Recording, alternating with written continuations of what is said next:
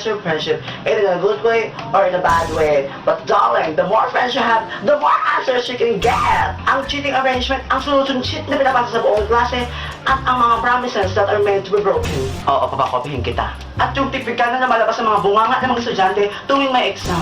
Pakopya ako. Gawa tayo ng sign language. Ito A, ito B, tas ito C, ha? May kodigo ba? Lakihan mo naman yung sulat mo, te. Dito ka umupo, dito ka umupo. Last week pala natin yan. Okay, let's vote in! Ano nga ba ang tipikal na nangyayari at ginagawa mo tuwing may exam sa classroom? Number 1, yung nagising ka ng madaling araw para lang mag-review. Number 2, tapos may kita mo yung mga classmate mo, nakokopyahan at nakokodigo. Number 3, yung tipong hawak mo ng libro, yung mga notes, at kahit anong basa mo, walang pumapasok dito. At kung meron kang pumasok, kasabay ng ang paglabas ng mga tutunan mo. Wala lang naman to. Number 4, nag-review ka ng todo-todo. Hindi lumabas sa exam. Number 5, nag-review ka ng medyo todo. Sabay, hindi to tinuro. Tada. Number 6, yung tipong may katabi kang anakas mangopya, pero pag ikaw na mangopya, ang pinakamadamot sa buong mundo. Tada. Kape. Number 7, yung tipong todo gawa ka ng kodigo, hindi mo magamit. Bote nga sa'yo. Number 8, yung tipong nag-set kayo ng cheating arrangement, sabay, okay, plus itong column na to, linipat dito. O kaya naman, okay, this row set A, this row set B, set C, set D, set X, set Y, set Z. Yung totoo. Number 9, yung moment na biglang lumabas yung prof ninyo. Ano naman ito? Uy, paano yung essay? Uy, paano? Tapos biglang, ano naman ito? Biglang pumasok yung prof mo at ikaw lang yung nahuli niyang sumisigaw. May dance tip po kasi kami sa PE. Siya-siya ko lang po. 10. Yung moment na simpleng tumitingin ka sa papel ng katabi mo. Tapos paglingon mo, nakatingin din sa'yo ang prof mo. Sir, ang awkward naman sir, hindi ko ako makakopya.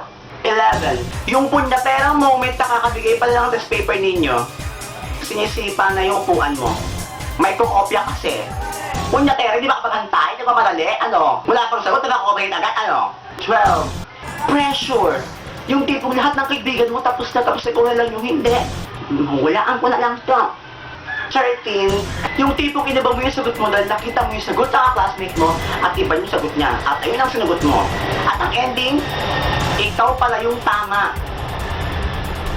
14, yung moment na wala ka talagang masagot dahil hindi ka nag-aral, hindi mo gusto yung subject, walang gustong pakopya, bahala na to, bahala na, ulang-ulang na lang to, true or false, lahat true. 15, hindi ko talaga alam kung bakit kahit announce na mayroong exam ngayon, ay meron pa rin hindi naglalala ng papel, ng ballpen, ng calculator. Yung totoo, nagko-collect pa kayo mga gamit namin. Hindi na ito sinababalik. 16, major exams means bayaran na naman. Stress. 17, yung masarap na feeling pag confident ka na madami yung sagot mo, na tama yung sagot mo, napapasa ka.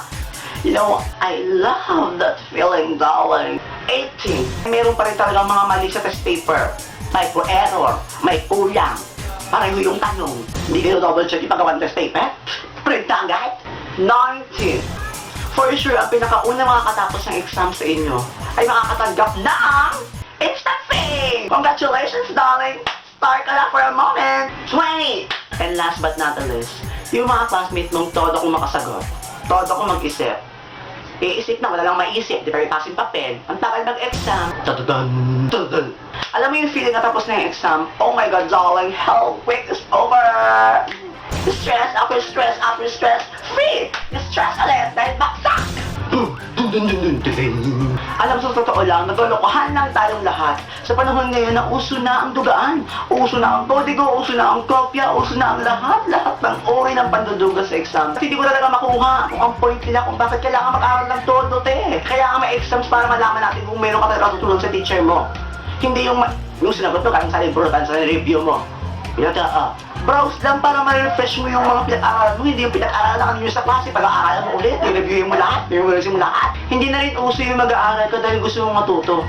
Ngayon, mag-aaral ka kasi may exam. may test, may long quiz, may recitation, may oral recitation, may declamation, may recitation, and everything. Ulit. Sa panahon kasi ngayon, i-memorize mo lang yung term, yung definition, yung buong libro, memorize mo lang yan, pasado ka na. Pero yung totoo, naintindihan ba? After ma-memorize, pag na-exam na, kalimutan na ulit. Ikaw, anong momentum mo pag-exam? At ang LC Fan of the Week ay si Gracial Ilar.